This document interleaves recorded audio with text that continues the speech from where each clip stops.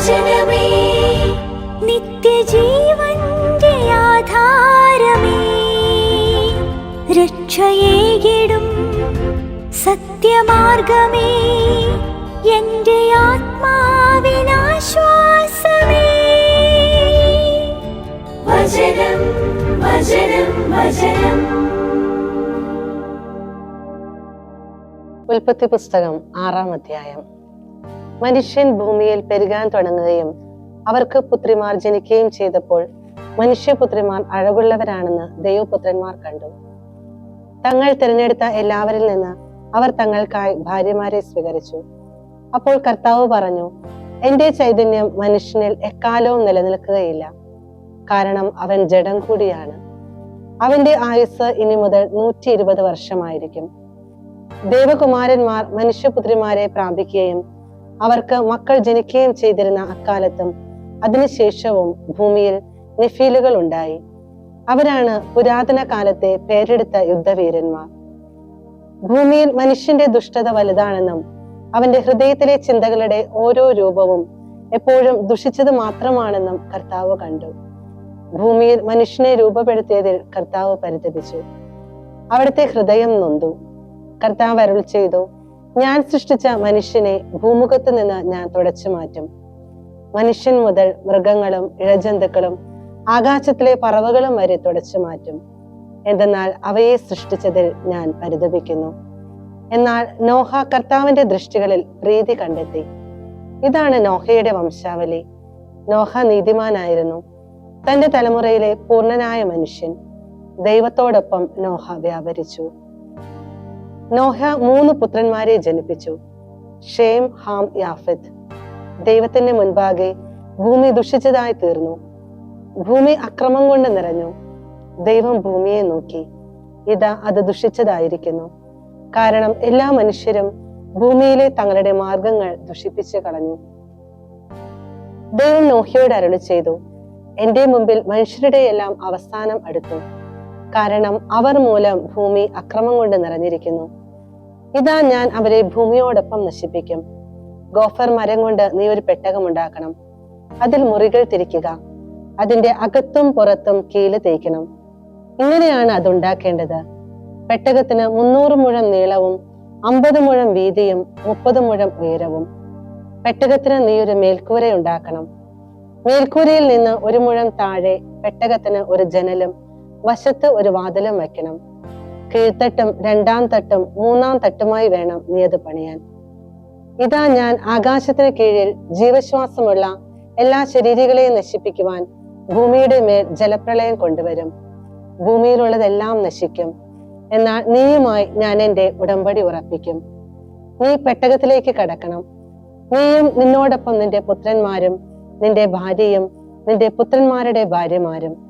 നിന്നോടൊപ്പം ജീവൻ നിലനിർത്തേണ്ടതിന് പെട്ടകത്തിലേക്ക് എല്ലാറ്റിലും നിന്ന്, എല്ലാ ജീവികളിലും ശരീരങ്ങളിലും നിന്ന് ആണും പെണ്ണുമായി ഓരോ ജോഡി കൊണ്ടുവരണം. ജീവൻ നിലനിർത്തേണ്ടതിന് എല്ലാറ്റിലും നിന്ന് പക്ഷികൾ, മൃഗങ്ങൾ എന്നിവയിൽ നിന്ന് ഇനം തിരിഞ്ഞ്, ഭൂമിയിൽ ഇഴയുന്ന സകലത്തിലും നിന്ന് ഇനം തിരിഞ്ഞ് ഓരോ ജോഡി നിന്റെ പക്കലേക്ക് വരട്ടെ. നീയാകട്ടെ ഭക്ഷ്യയോഗ്യമായ എല്ലാ ആഹാര പദാർത്ഥങ്ങളിൽ നിന്ന് എടുത്ത് നിന്റെ പക്കൽ ശേഖരിക്കണം. അവ നിനക്കും അവയ്ക്കുമുള്ള ഭക്ഷണമായിരിക്കും. ദൈവം തന്നോട് കൽപ്പിച്ചതെല്ലാം നോഹ ചെയ്തു. അപ്രകാരം തന്നെ അവൻ ചെയ്തു. 6-ാം സങ്കീർത്തനം. കർത്താവേ, അങ്ങയുടെ കോപത്തിൽ എന്നെ ശാസിക്കരുതേ, അങ്ങയുടെ ക്രോധത്തിൽ എന്നെ ശിക്ഷിക്കരുതേ. കർത്താവേ, എന്നിൽ കനിയണമേ, എന്തെന്നാൽ ഞാൻ തളർന്നിരിക്കുന്നു. കർത്താവേ, എന്നെ സുഖപ്പെടുത്തണമേ, എന്തെന്നാൽ എന്റെ അസ്ഥികൾ അസ്വസ്ഥമായിരിക്കുന്നു. എന്റെ ആത്മാവ് അത്യന്തം അസ്വസ്ഥമായിരിക്കുന്നു. അല്ലയോ കർത്താവേ, ഇനിയും ഇത്ര നാൾ. കർത്താവേ, തിരിച്ചു വരണമേ, എന്റെ ആത്മാവിനെ വിടുവിക്കണമേ. അങ്ങയുടെ കാരുണ്യത്തെ പ്രതി എന്നെ രക്ഷിക്കണമേ. മരണത്തിൽ അങ്ങയുടെ അനുസ്മരണമില്ലാത്തതിനാൽ പാതാളത്തിൽ ആര് അങ്ങയെ സ്തുതിക്കും? എന്റെ വിലാപം മൂലം ഞാൻ തളർന്നു. രാത്രി തോറും ഞാൻ എന്റെ മെത്ത കണ്ണീരാൽ നനയ്ക്കുന്നു. എന്റെ കിടക്ക കുതിർക്കുന്നു. ദുഃഖത്താൽ എന്റെ കണ്ണു മങ്ങുന്നു. എന്റെ എല്ലാ എതിരാളികളാലും അത് ക്ഷയിക്കുന്നു. ദുഷ്കർമ്മികളായ നിങ്ങളെല്ലാം എന്നിൽ നിന്ന് അകന്നു പോകുവിൻ. എന്തെന്നാൽ കർത്താവ് എന്റെ വിലാപസ്വരം കേട്ടിരിക്കുന്നു.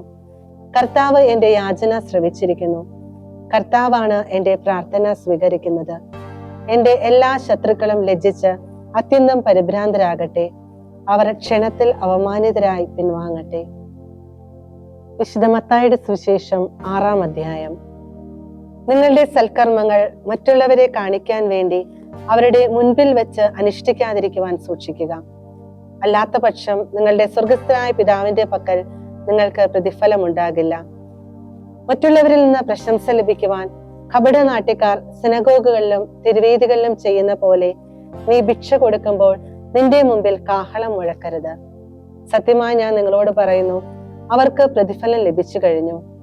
നീ ധർമ്മദാനം ചെയ്യുമ്പോൾ നിന്റെ വലത്തുകൈ ചെയ്യുന്നത് ഇടത്തുകൈ അറിയാതിരിക്കട്ടെ.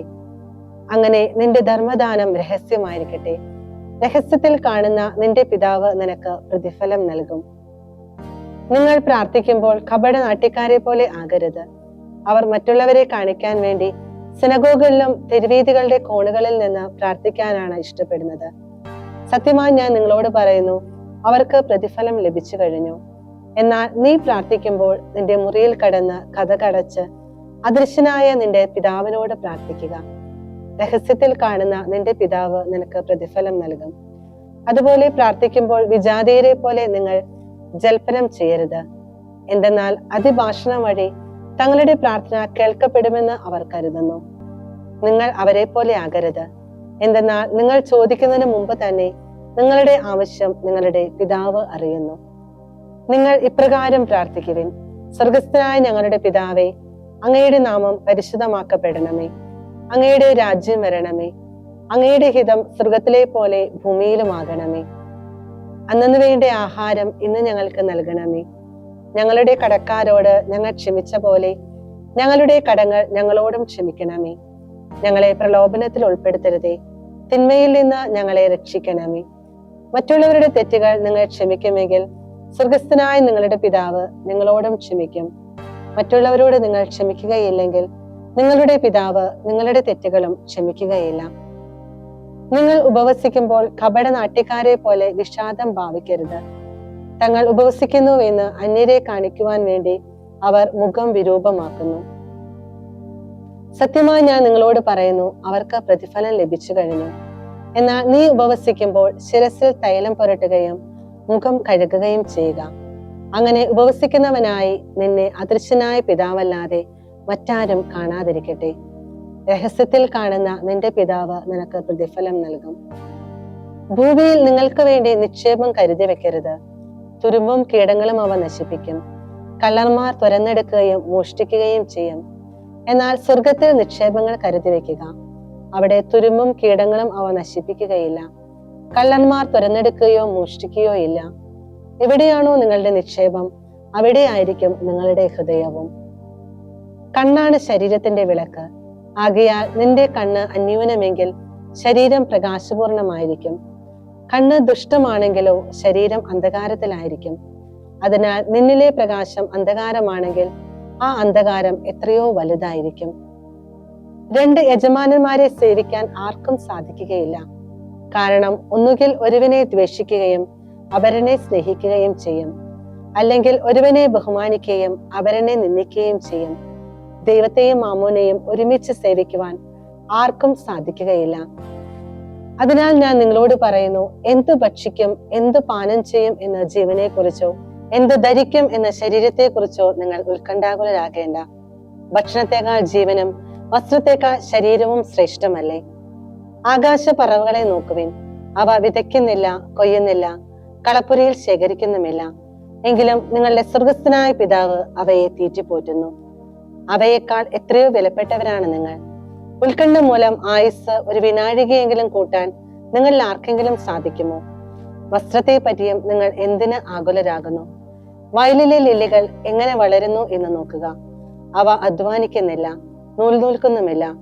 സത്യമായി ഞാൻ നിങ്ങളോട് പറയുന്നു, സോളമൻ പോലും തന്റെ സർവമഹത്വത്തിലും ഇവയിൽ ഒന്നിനെ പോലെ അലങ്കൃതനായിരുന്നില്ല. ഇന്നുള്ളതും നാളെ അടുപ്പിൽ എറിയപ്പെടുന്നതുമായ പുല്ലിനെ ദൈവം ഇപ്രകാരം അലങ്കരിക്കുന്നെങ്കിൽ അല്പവിശ്വാസികളെ, നിങ്ങളെ അവിടുന്ന് എത്രയധികം അലങ്കരിക്കുകയില്ല. അതിനാൽ എന്ത് ഭക്ഷിക്കും, എന്ത് പാനം ചെയ്യും, എന്ത് ധരിക്കും എന്ന് വിചാരിച്ച് നിങ്ങൾ ആകുലരാകേണ്ട. വിജാതീയരാണ് ഇവയെല്ലാം അന്വേഷിക്കുന്നത്. നിങ്ങൾക്ക് ഇവയെല്ലാം ആവശ്യമാണെന്ന് നിങ്ങളുടെ സ്വർഗീയ പിതാവ് അറിയുന്നു. നിങ്ങളാകട്ടെ ആദ്യം അവിടുത്തെ രാജ്യവും അവിടുത്തെ നീതിയും അന്വേഷിക്കുവിൻ. അതോടൊപ്പം മറ്റുള്ളവയെല്ലാം നിങ്ങൾക്ക് നൽകപ്പെടും. അതിനാൽ നാളെയെക്കുറിച്ച് നിങ്ങൾ ആകുലരാകരുത്.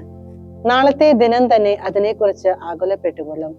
ഓരോ ദിവസത്തിനും അതതിന്റെ ക്ലേശം മതി. ദൈവവചനമേ, നിത്യജീവന്റെ ആധാരമേ, രക്ഷയേകിടും സത്യമാർഗമേ, എന്റെ ആത്മാവിനാശ്വാസം.